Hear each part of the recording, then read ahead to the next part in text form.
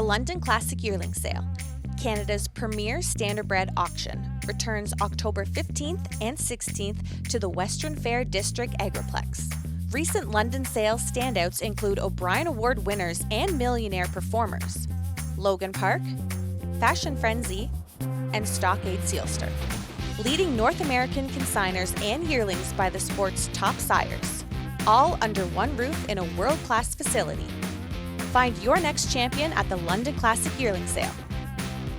Find out more by visiting londonclassic.ca. Winback Farm of Canada is home to 9 exceptional stallions, including Beach Glass, the last great son of legendary sire of sires, Some Beach Somewhere. Also new in 2024, Lawless Shadow, an O'Brien Award winner for 2-year-old pacing colts and geldings. Double millionaire betting line, sire of 5 winners of over $400,000. Mick Wicked, the richest pacing stallion in harness racing history, and Hall of Fame inductee. Trixton, sire of 6 who have earned over $500,000. Including O'Brien Award winner Evident Beauty. Also standing Archangel, Better Than Cheddar, Better's Delight, and My MVP. For more information, winbackfarm.com. Welcome to First Line Training Center, where we're going to catch up with Anthony MacDonald. He's not only splitting his time between 2 countries with his fractional ownership, TheStable.ca, he's also coming off of one of his top earnings as a driver over this past season. Let's catch up with his twos and trainings on HRU.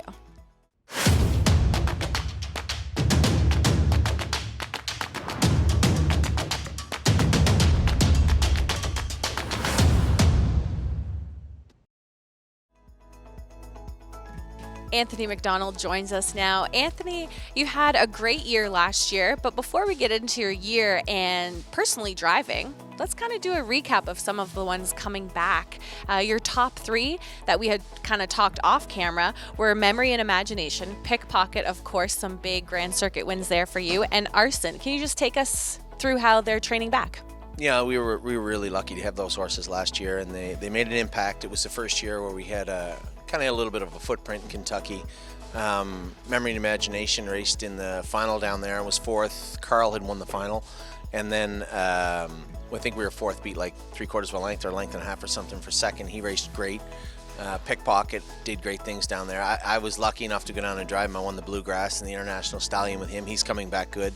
And then Arson, he raced really well all year long, and ended up taking a mark at 50 down there for, I think Todd McCarthy drove him, and he raced well in Oak Grove and in Corbin at the end of the year. So all 3 of those horses had big points in the year. I'd won the final with Memory and Imagination in Corbin also, so they're all coming back good. They're ready to qualify, should be ready to go in about a week.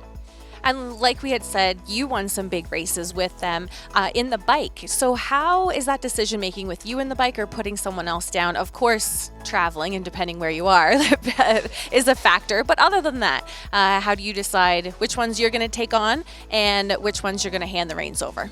Well, most of them, between James or Mark or Todd McCarthy or whoever is available, if I can play a role in helping the horse out, I'll drive them. Pickpocket was a little tricky to drive at the start of the year. Memory and Imagination also. But, and Scotty, Megan, there's not really a necessity for me to drive a lot of the horses. I do enjoy driving it, but, if I'm going to be able to help, I'll help. And if me not driving is going to help, then I won't drive, and that's just the way it is. Now, you're not shy in front of the camera. Of course, you cover tons of things that you're doing, both, with yearlings, picking them out at sales, what you do day to day. Do you ever look back on those sales videos that we've done to your first impressions versus current impressions of the horses that you purchased? Yeah, absolutely. All the time. I'm always looking back just to familiarize myself with what train of thought I had on that particular day and how that horse is coming, just to see if we can draw parallel lines between some of the horses from previous years or years coming up, for that matter. So I'm always looking back to see how the horses are doing. It's difficult. Every year is different, but it does give you a sense of it's nice to familiarize yourself with the studs or the mares or the crosses or the lines, just to make sure that you have all the information you need. But when it comes to the horses, yeah, I like looking back to see what we did at the sales and what my train of thought was on that particular day, and if that's coming to fruition. So yeah, I do. And you have great connections with breeding farms or different farms that have homebreds and raise them. How important are those connections to you and your clients? I think those connections are important in the industry, quite frankly. The way that we started the stable was we were able to build build a rapport with a breeding farm, and then if they don't sell some horses, or horses get injured, or horses fall through the cracks, we were able to pick some of those horses up. So, for us, that was a real integral part in us starting the stable. So, yeah, without those breeding farms, there would not have been. There's a lot of people. A lot of people are the difference between us having a barn and not having a barn, and those breeders absolutely play a role. So I think it was important for us. It still is very important for us, but I think it's important for other trainers out there to understand exactly how it came about, and it can work for them also. So to build those relationships with breeders or breeding farms is important, and I think it has played a huge role in us being where we are right now, for sure. And of course, you travel back and forth, not just between tracks, but between countries, having two stables on each side of the border, which many have done in the past before. So kind of our industry is no stranger to something like that, but yours is a little bit different. You kind of started here in Ontario, now you're mostly in Ohio, but you keep that on those Ontario-sired horses for our OSS program. Why is that still so important to you? Oh, listen, I'm never going to forget my roots. I mean, I'm a Canadian. I grew up in Prince Edward Island, and Ontario played a huge role in my development as a trainer and a driver throughout my career. So, unfortunately for me, and fortunately maybe for the horses, I'm not needed in Ontario. Whether you look at Dominic or Harry, and James, the leading driver in Canada, there's no need for Anthony to be here. And it's not that I'm desperately needed elsewhere. We have very good trainers and professionals that work for us, but I believe that when it comes to the babies, that's where I like to be, and I like to play a role in training them down and helping develop them and drive them. And we do have a lot of American-bred yearlings, and for the Ontario ones, it's a good fit here. Dominic does a great job. Danny O'Brien has done a tremendous job training them down, and Mario and everybody here. And James will get his shot to drive them when, hopefully, if he picks them, when they start to race. So it was more, I wasn't needed as much here, but there's always going to be a big contingent, a big stable here in Ontario from the stable, that's for sure. So let's get into some of your top 2-year-olds. The first one we're going to talk about here is Captain Incredible. This was an expensive Captaintreacherous colt from Lexington for $230,000. Yeah, one of our clients in Australia, actually, we've come to know a lot of people all over the world, and Daniel Cordina has played a big role in our operation also on both sides of the world. And he was in Kentucky, and we were driving around one day, and I knew that Kentuckiana Farms wasn't far away, and we dropped in. They fit us in to look at some horses. We kind of just piggybacked off everybody else and watched what everybody else was doing for the day. And this colt came out, and he was gorgeous. And I told Daniel, he's going to be a lot of money, and if we do get him, you're going to have to play a significant role in purchasing him. And he did. He owns a third of them almost, and he was a little slow getting gated, which was very worrisome. But they don't come out. You don't unwrap them, and they just go to the races. And he was slow to get gated. We got him gated up and training down, and he's a giant colt. And he was training very, very good throughout the early stages of the winter. It just seemed like he was too big, maybe for a half. I like training a lot of the horses down at Northfield. The track's good, but it is a half. And he'd made a couple of breaks in the turns, and we'd ended up sending him to Florida for a couple of months just to get him polished up a little bit, right? And it's worked out well. Scott McEnany has him down there. He's going to come back in another week or two with us. But it's just been a really, really nice colt. And, I can't say enough about our clients and the way that the stable, well, you've seen it, but the way that the stable has transitioned from, taking what we could get to playing a major role in some of these sales has been extraordinary. And guys like Daniel and John Evans, Jim Newton, I could go on and on and on and on, Coleman brothers, they play such a major role in the Hutchinsons. It sounds like an award show. I'm gonna leave it and say that we just have so many clients that are dedicated to this industry, which is important, but so many clients that want to play a role in the stable, and it's become this community. And without them, there's certainly no Captaintreacherous colts that cost $230,000. I can tell you that. Moving on, next up, your muscle mass colt, or gelding now, Chicago Hall. This one's Ontario sired. Yeah, I like both of the Hall horses. We have both the muscle masses we bought. Chicago and Gaslight are both training down very, very good. The Chicago Hall horse just seems like a really nice horse. He's just, and everybody knows when you're training down those horses, they just seem a little, there's just something different. And This guy here just seems to have a lot going on for him. He's got a beautiful gait, big, strong colt, and he loves to accelerate quickly for a big horse. So Johnny McKinnon has been training him the last little while. I've gone with him a little bit, but man, he's just, every time I sit behind him, he just wows me. He's well-bred, he's fast, he's strong, he just appears to be very durable. So, you know, this could be a big year for us in Ontario, I think. Either everybody has some nice horses or we got quite a few, but it seems like on the trotting side anyway, we got some horses that are very interesting here. Next up is your Greenshoe filly, Green Glitter.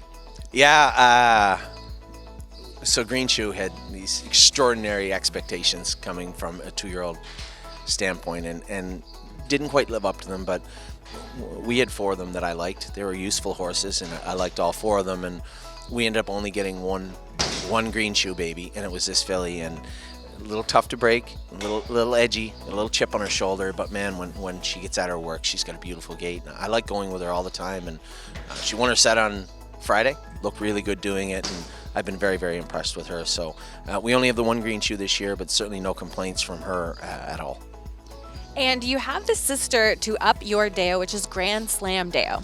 Yeah, talk about a chip on her shoulder. So Scott Zeron came down and was going with us on our open house day at Christmas. Him and Mark came down, and this filly almost kicked him out of the jog cart. I was like, oh my God. She was kicking quite a bit. She's got had a little streak in her, but she's a nice enough filly in the barn, but on the track, you just got to watch her the first lap or so. She can get a little ornery, but when she gets at her work, just a very, very nice filly to go with, and I like her a lot. She's got a lot of great attributes, a couple of bad ones, but she's got a really, she's a likable horse, and I don't think, I think she'll get over that. It's just a phase she was going through, but she seems really, really good on the track training.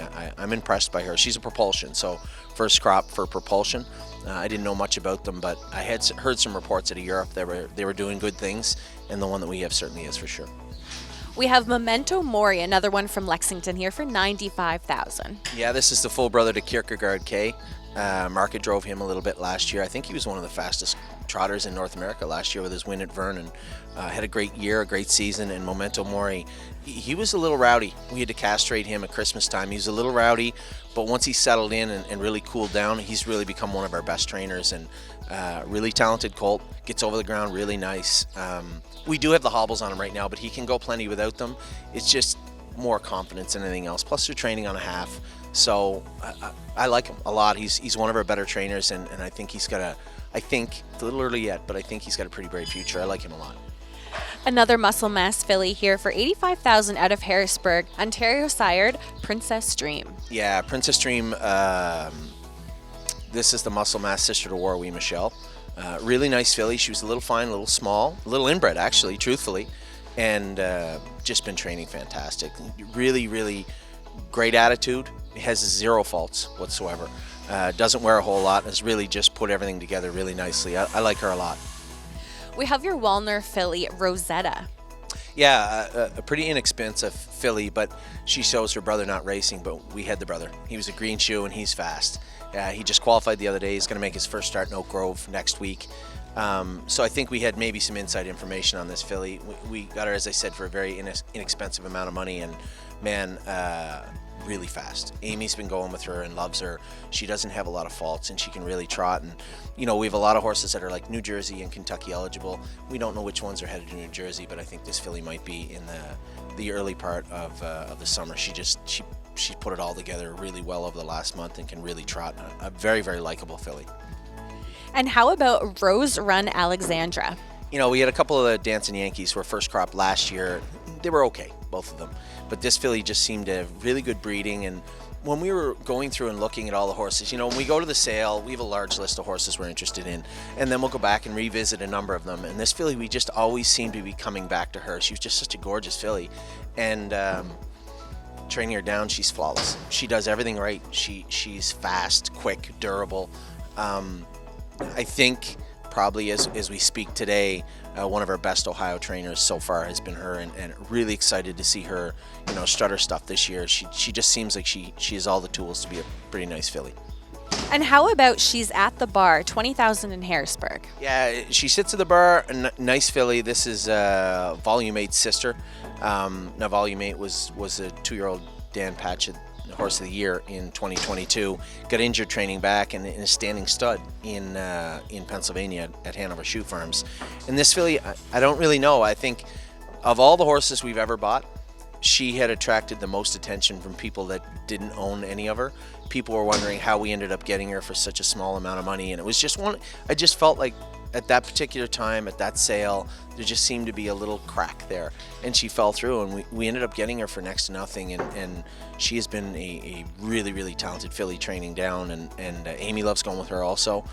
Everybody loves going. I like going with her too, but just smart, fast, quick. As I said, carries her speed for a long period of time. She's a nice filly, and certainly nothing bad to say about her for sure.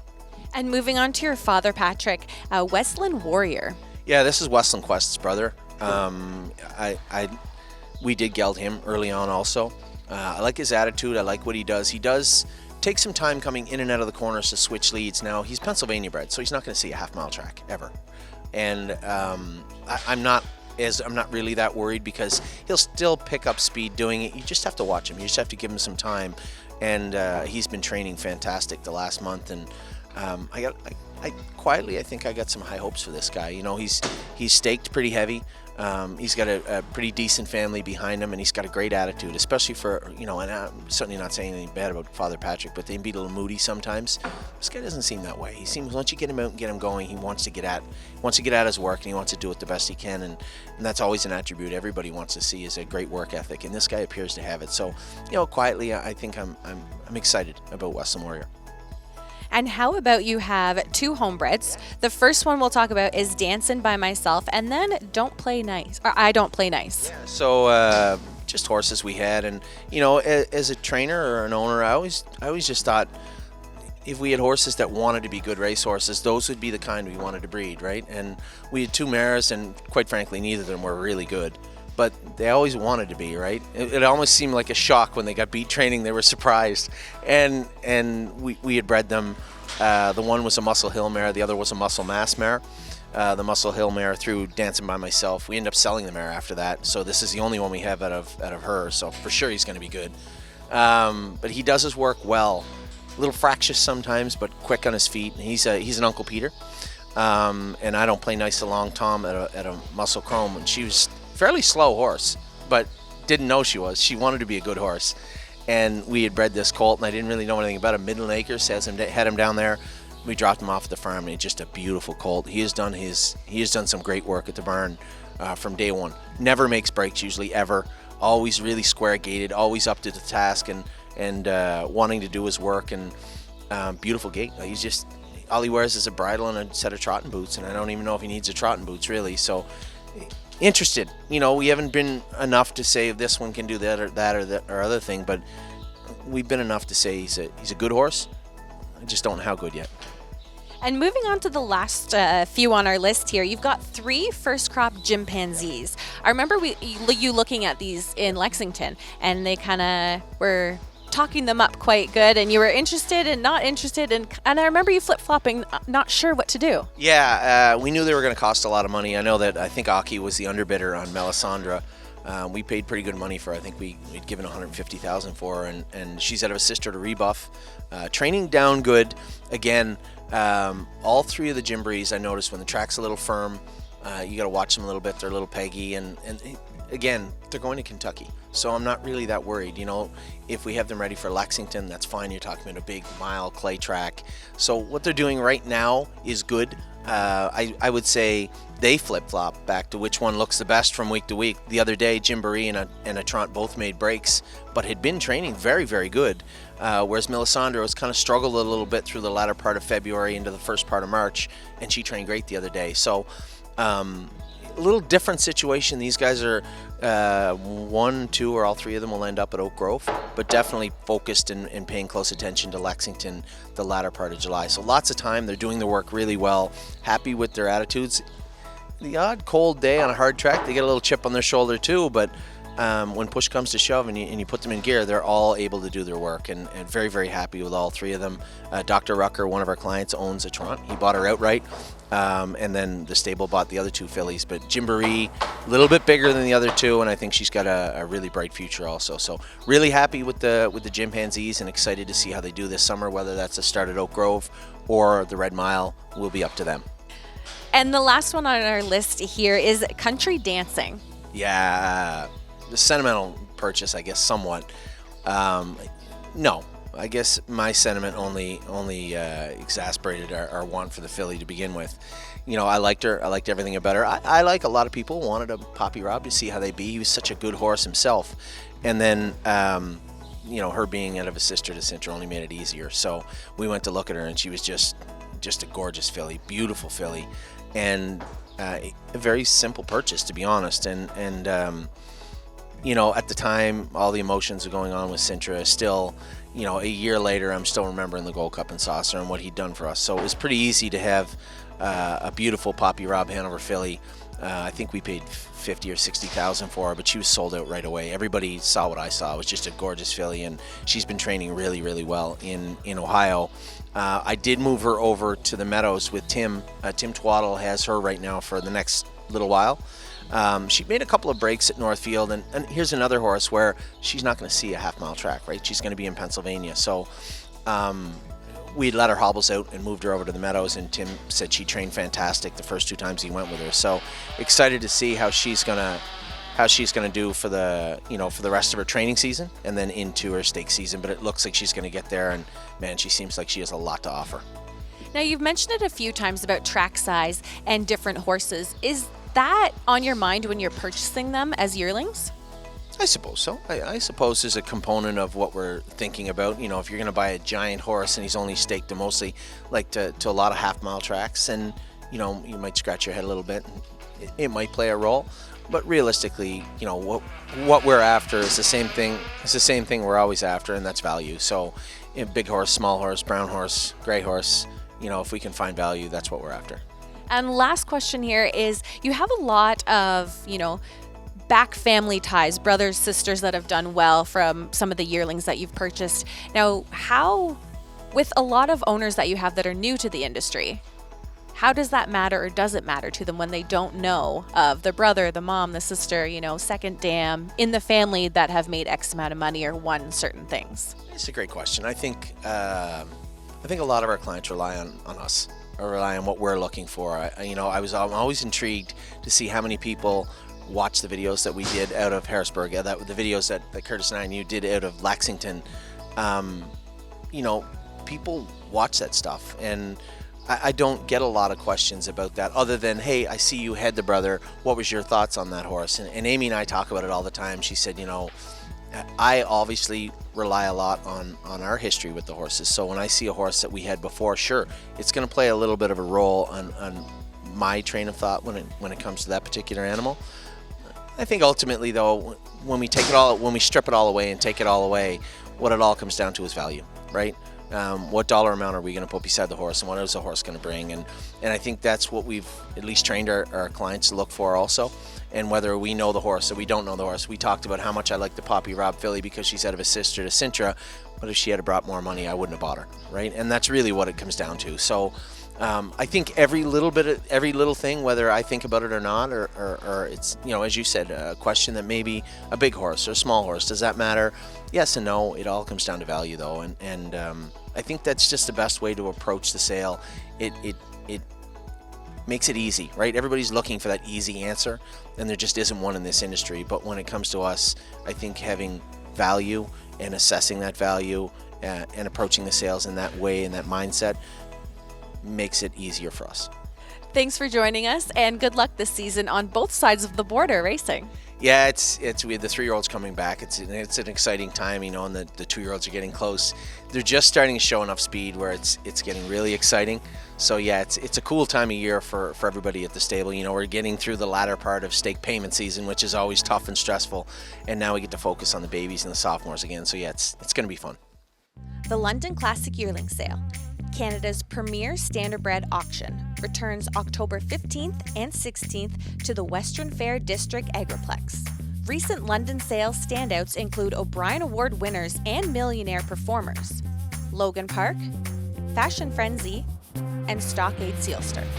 Leading North American consigners and yearlings by the sport's top sires, all under one roof in a world-class facility. Find your next champion at the London Classic Yearling Sale. Find out more by visiting londonclassic.ca. Winback Farm of Canada is home to 9 exceptional stallions, including Beach Glass, the last great son of legendary sire of sires, Some Beach Somewhere. Also new in 2024, Lawless Shadow, an O'Brien Award winner for 2-year-old pacing colts and geldings. Double millionaire betting line, sire of 5 winners of over $400,000. Mick Wicked, the richest pacing stallion in harness racing history, and Hall of Fame inductee. Trixton, sire of 6 who have earned over $500,000. Including O'Brien Award winner Evident Beauty. Also standing Archangel, Better Than Cheddar, Better's Delight, and My MVP. For more information, winbackfarm.com.